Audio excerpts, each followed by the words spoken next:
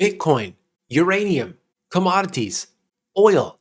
What's it going to be? What is the number one trade for 2022? That's the discussion I want to have today, really briefly. There have been all kinds of different movements in the stock market, rebalancing of portfolios. A lot has happened, but I want to show you right now the biggest contrarian play for 2022. In the event that China actually does bail out the real estate industry, the property sector that's been failing over the last couple years, if they are successful in turning that around, this could be the biggest contrarian play. Now, I'm not recommending this at all. This is like holding a stick of dynamite. But I thought I would bring it to you now to document it so that we can look back on this in 6 months and a year and see the direction that it took.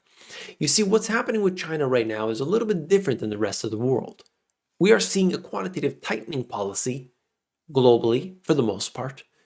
But in China, they're actually taking the opposite direction. It's strange, to say the least. But look at this. China's property developers versus US home builders. So after a couple years of just down, down, down, is this now the time in which it reverses? We are seeing a lot of interjection and perhaps intervention from the Chinese government in what's going on in the property sector because they know how important it is. In fact, it's $62 trillion of importance, let me tell you. Okay, so you see what's happening here and noticing what's going on in this chart. I think it's very clear that after being beaten severely, you're seeing a rebalancing of portfolios happening globally. Some of these major institutions might see it as an opportunity. Like I said, holding a stick of dynamite, okay, hot potato, whatever analogy you want to use. This I found interesting as well. Cross-asset total returns in the last 5 years, okay? So look back in 2017.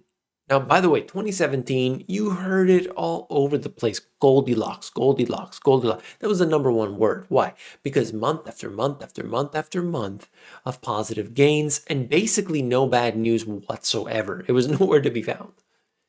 And you look at the S&P 500 going up 22%. Massive increase, right? But the MSCI China went up 54% in the same time frame. Wow. Okay, more than double. But you were hearing in the news S&P all the way. So that is something. But then you turn to 2018 and what happened? MSCI China minus 19%. But then it flips again. 2019. Look at that, 24% for China. 2020, 30%. But then we go to 2021, minus 22%. So is this going to be a year where it flips? That's the question some are asking. So I present that to you just as a question to find out what you think. Is this going to be the year for China? If you want to know, look at these charts, by the way, you can either pause the video, zoom in if you can, or just go down to the description. I will have these in the sources for you. As always, if you appreciate the information, to support the channel, literally just click that like button. It notifies the algorithms out there so this video can pop up for other people as well. Less than 10% of people do that, and I do appreciate those who do. Simply click that like. It's right down there, and I'll see you on the next one.